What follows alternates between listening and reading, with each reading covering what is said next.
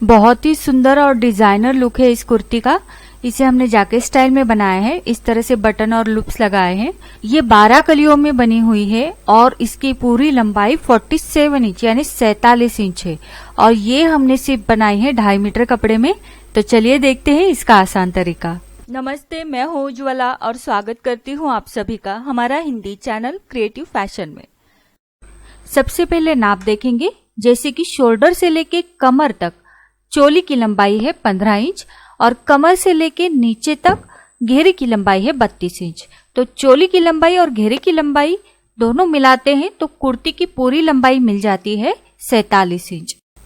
इस कुर्ती को आप सिल्क के कपड़े में या रेयॉन के कपड़े में भी बना सकते हो। मैंने यहाँ पर कॉटन कपड़ा लिया है 2 मीटर का और आधा मीटर अलग से दूसरे रंग का कॉटन कपड़ा लिया है। तो इस प्रकार ये पूरा हमारा 2.5 मीटर कपड़ा यूज होगा। तो सबसे पहले जो 2 मीटर कपड़ा है उसे हमें चौड़ाई में फोल्ड करना है। इसकी चौड़ाई हमारी 42 इंच है यानी 42 इंच। फिर हम लंबाई का नाप डालेंगे। जैसे कि हमने देखा घेरे की लंबाई हमारी तैयार 32 इंच है। 1 इंच अधिक सिलाई मार्जिन का लेंगे और 33 इंच पर मैंने मार्क किया और फिर लाइन बनाकर वहां से हमने कट किया। अब इसी प्रकार हमें और एक घेरा कट करना है। तो हम ऊपर वाला कपड़ा अच्छे से बिछा लेंगे और उसके ऊपर जो हमने पहले वाला घेरा कट किया है उसे अच्छे से रखकर वहां से सेम कट कर देंगे। अब ये जो ऊपर का कपड़ा है इसमें हम हमारा चोली का पैटर्न कट करेंगे। तो इसे मैं थोड़ी देर के लिए साइड में रख देती हूँ। सबसे पहले हमें घेरे के ऊपर कलियां काटनी है। अब देखो कपड़े की चौड़ाई हमारी 42 इंच थी तो फोल्ड करने के बाद वो 21 इंच हो गई और घेरे की लंबाई हमने ली थी 33 इंच तो ये 33 इंच रहा। अब यहाँ पर हमने 2 घेरे काटे हैं तो एक घेरे के ऊपर मैं आपको कलियां काटना बताऊंगी। सेम उसी प्रकार बाद में दूसरे घेरे पर भी कट करेंगे। तो इसे मैं साइड में रख देती हूँ। अब ये जो कपड़ा है इसका फोल्ड हमें थोड़ा अलग करना है। तो देखो इस प्रकार मैंने इसको फोल्ड किया। अब देखिए ये जो अंतर है उतना ही आगे की तरफ रखना है और फिर आगे की तरफ से हम इस और कपड़े को फोल्ड करेंगे। तो इस प्रकार आपको फोल्ड करना है। बीच का कपड़ा बिल्कुल भी अंदर की तरफ फोल्ड नहीं होना चाहिए। तो देखो ये 3 लेयर हो गए। ये बिल्कुल तीनों अंतर सेम होने चाहिए, तीनों फोल्ड सेम होने चाहिए। और फिर से एक बार मैंने इसको फोल्ड किया। अब फोल्ड करने पर ये हो गई 6 लेयर्स यानी 6 तय हो गए। ये देखिए ये 3 और ये 3। तो इस प्रकार हमारी यहाँ पर कलियां कटेगी। अब कली का नाप कैसे निकालेंगे? तो देखो हमारी जितनी भी कमर है उसको हमें 12 से भाग करना है क्योंकि 12 कलियां हमें निकालनी है। तो मेरी कमर है 30 इंच तो इसलिए मैंने 30 को 12 से भाग दिया तो मेरा आया 2.5 इंच।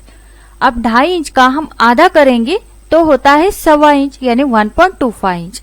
तो मैं यहाँ पर 1.25 इंच पर मार्क करूंगी यानी 1.25 इंच पर मार्क करूंगी और उसके बाहर कली जोड़ने के लिए आधा इंच अलग से सिलाई मार्जिन लेंगे। तो इस प्रकार ये अंतर हमारा पूरा हो गया 1.25 इंच। अब इस और 1.25 इंच है तो नीचे की तरफ भी इस कोने में हम 1.25 इंच लेंगे। जितना ऊपर की तरफ है उतना ही नीचे की तरफ, दोनों बिल्कुल सेम रहेंगे। अब इन दोनों को टेप से इस तरह से जोड़ दीजिएगा। तो इस प्रकार ये हमारी कलियों का मार्किंग बहुत ही आसानी से हो जाएगा और बिल्कुल सिंपल तरीके से यहाँ पर हमारा कलियों का ड्राफ्टिंग हो चुका है। और यहाँ से कट लगाएंगे तो एक ही कट में हमारी 6 कलियां निकल के आएगी। तो देखो इस और हमारी 3 कलियां निकल कर आई है और इस और 3 कलियां। तो इसे मैं खोल के रख देती हूँ। अब दिखाती हूँ। तो ये 3 कलियां हैं और इस और देखोगे तो इस और भी 3 कलियां हैं। लेकिन इस और क्या है, देखो ये आधी कली निकल के आई है और इसका आधा भाग यहाँ पर है। तो इसे मैं इसके साइड में ही रख देती हूँ ताकि ये पूरी एक हो जाए। अब देखो यहाँ पर ये पूरी अखंड है। ये एक कली होगी, ऊपर की तरफ ये पूरी अखंड कली होगी। लेकिन तीसरी जो कली है इस और की, ये आधी आधी निकलती है इस प्रकार। तो इस प्रकार हमारी इस और 3 और इस और 3 6 कलियां निकल के आई हैं। अब मैं इसको साइड में रख देती हूँ। इसमें से एक कली मैं साइड में रखूंगी क्योंकि हमें और 6 कलियां कट करनी है इस कपड़े के ऊपर। तो इसको मैं फिर से बिछा दूंगी। ये हमने जो 2 घेरे काटे थे उसी में से ये एक है, इसका फोल्ड भी हमें सेम पहले का जो फोल्ड किया था उसी प्रकार करना है 3 हिस्सों में। ये 3 हिस्से हैं और इसको फिर से एक बार फोल्ड करेंगे तो ये 6 हिस्से बन जाएंगे। अब इसके ऊपर हमने जो कली कट की थी उसको मैंने बीच में फोल्ड किया और फिर इसके ऊपर रख दिया और जैसा है वैसा यहाँ पर ड्रॉ करके इसे भी हम कट कर देंगे। तो ये बहुत ही सिंपल तरीके से हमारी कलियां यहाँ पर कट हो जाती हैं और जो मैंने मेथड बताया है इसी मेथड के अनुसार आप किसी भी साइज की कलियां कट कर सकते हो। तो इस प्रकार ये मैंने यहाँ पर कट कर दी। इस और भी हमारी ये 3 कलियां निकल के आई हैं और इस साइड में भी पहले की तरह 2 अखंड और 1 कली आधी आधी निकल के आएगी। ये देखिए 2 अखंड है और 1 आधी आधी और यहाँ पर 3 कलियां। तो इस प्रकार यहाँ पर भी 6 कलियां निकल के आई है। अब मैं आपको एक साइड का घेरा जोड़ के दिखाती हूँ। तो यहाँ पर मैंने सारी कलियां बिछा दी। तो ये बीच की 5 कलियां होगी और जो छठी कली है जो आधी आधी निकल के आई थी उसका आधा हिस्सा इस और आधा हिस्सा इस और लगा दिया। तो देखो ये साइड में दोनों आधी आधी कलियां लगा दी हैं। अब कलियों का जोड़ने का तरीका सिंपल है। कली को एक दूसरे के ऊपर रखिए और ऊपर से नीचे सिलाई लगा दीजिए, बस कली जुड़ जाएगी। इसी प्रकार एक एक कली हम जोड़ेंगे, ऊपर से नीचे सिलाई लगाएंगे तो ये कली यहाँ पर जुड़ जाएगी। सारी कलियों को हम ऊपर से नीचे सिलाई लगाकर जोड़ देंगे। तो देखो मैंने जोड़ दिया और बहुत ही सुंदर घेरा बनकर तैयार है। इसी प्रकार आगे का और पीछे का दोनों घेरे मैंने तैयार करके लिए हैं। अब हम चोली पैटर्न कट करेंगे। तो उसके लिए देखो दोनों किनारे कपड़े के मैंने मिलाकर रखे हैं और इसे मैंने फिर से एक बार फोल्ड किया। सबसे पहले चोली की लंबाई लेंगे जो कि तैयार 15 इंच है। तो 1.5 इंच मैंने एक्स्ट्रा लेके 16.5 इंच पर मार्क किया। आप चाहो तो 1 इंच भी एक्स्ट्रा रख सकते हो। अब यहाँ से मेरा शोल्डर है 7.25 इंच और मेरा आर्म होल यानी मुड्ढे का नाप है 7.25 इंच। तो इस प्रकार हमने मार्क कर दिया। अब चेस्ट साइज मेरा है 34 इंच, उसका चौथा भाग होता है 8.5 इंच, उसमें 0.25 इंच लूजिंग देंगे। तो 9.25 इंच पर मैंने मार्क किया। अब देखो आपका अगर यहाँ पर नाप नहीं बैठ रहा तो आप साइड में यहाँ पर पट्टी लगा कर लीजिएगा अलग सी, वैसे भी वो पट्टी सिलाई में चली जाएगी तो दिखेगी नहीं। अब देखो यहाँ से यहाँ मेरा 9.25 इंच है तो नीचे की तरफ भी मैं 9.25 इंच पर ही मार्क करूंगी और ये सीधी लाइन में नीचे तक खींच दूंगी। और बाहर की तरफ मैंने 1-1 इंच सिलाई मार्जिन रखा है। अब ऊपर की तरफ गले की चौड़ाई मैं ले रही हूं 3 इंच, पीछे का गला मैं लूंगी 2 इंच पर और इस तरह से गले का शेप देंगे। अब शोल्डर स्लोप देंगे हम 0.25 इंच पर। 0.25 इंच मतलब 1 इंच को 2 पॉइंट कम और ये लाइन यहाँ से यहाँ जोड़ देंगे। अब यहाँ से यहाँ जितना भी है उसका सेंटर करेंगे, पॉइंट देंगे और पीछे के मुड्ढे का शेप देंगे यानी back arm hole shape.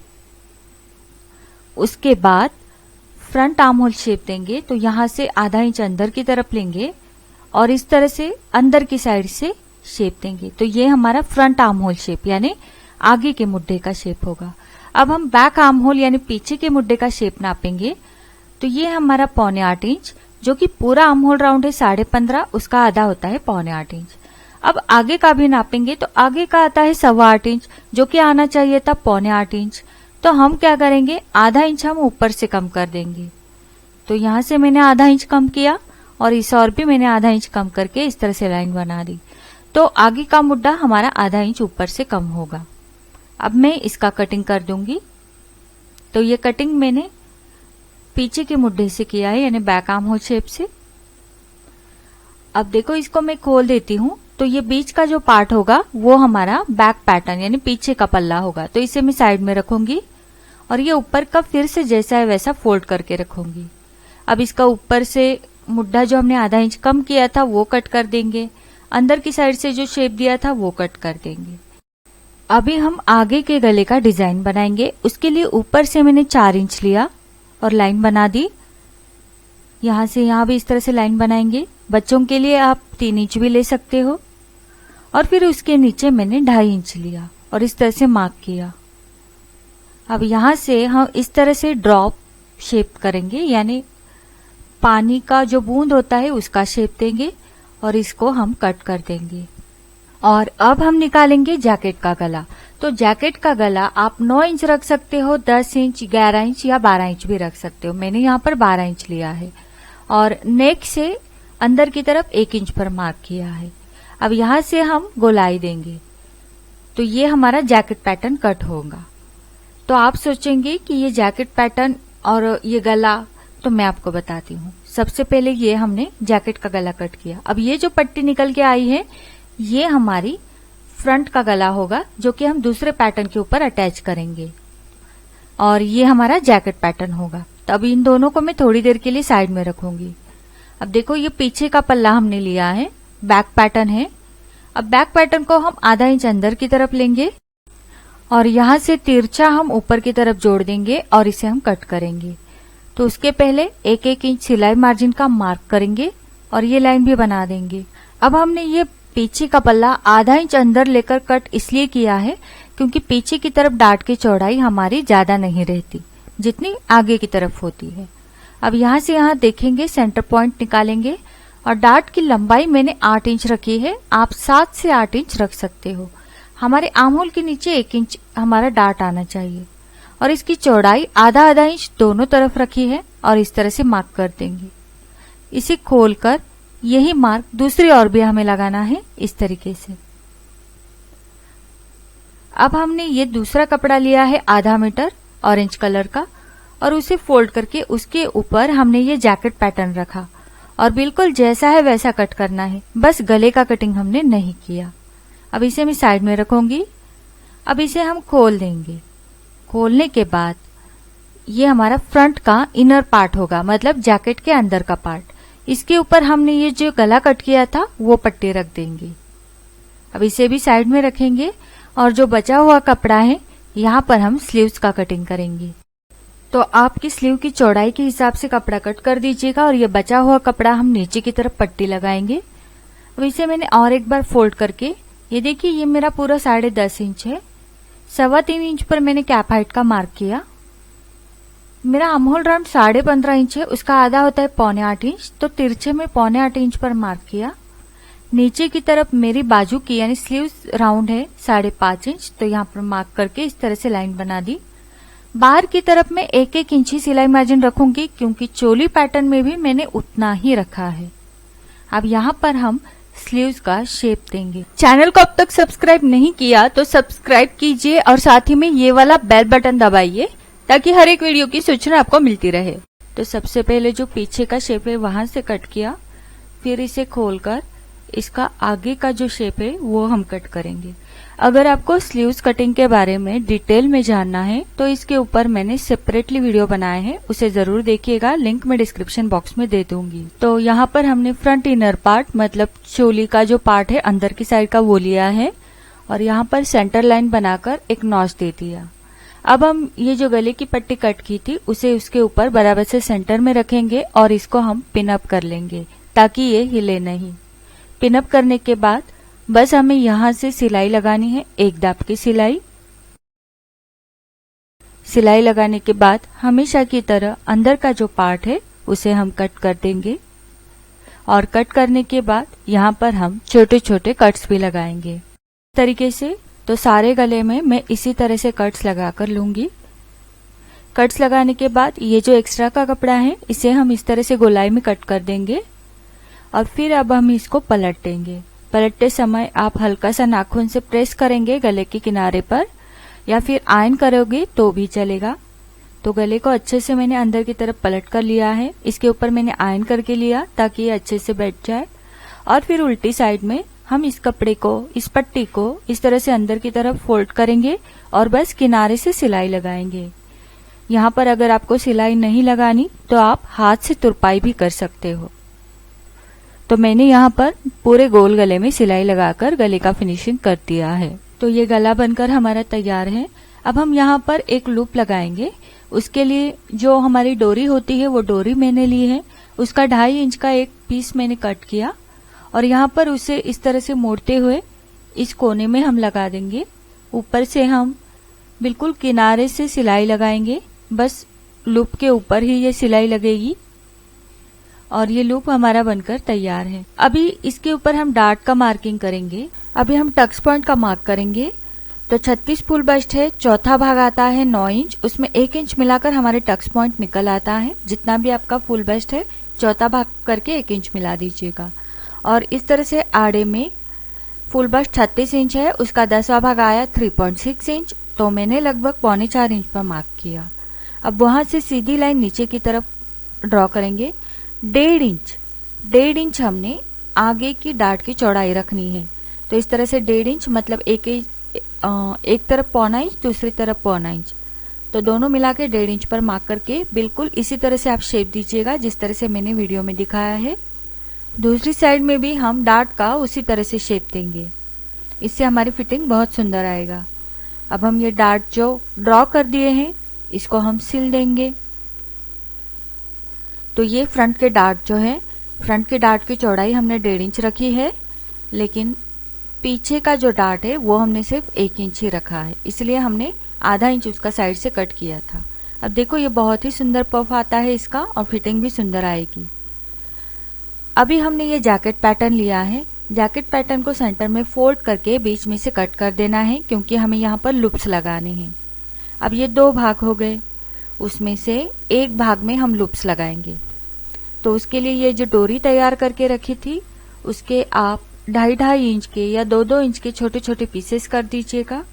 Pieces करने के बाद यहाँ पर आप आधा इंच की दूरी पर इस तरह से मार्क कीजिएगा और एक एक डोरी का पीस को इस तरह से मोड़ते हुए हम लूप्स को तैयार करेंगे और उसके ऊपर हम सिलाई लगाएंगे। यहाँ पर बस मैंने एक दाब की सिलाई लेते हुए सिलाई लगाई है और ये सारे लूप्स मैंने यहाँ पर बना दिए हैं।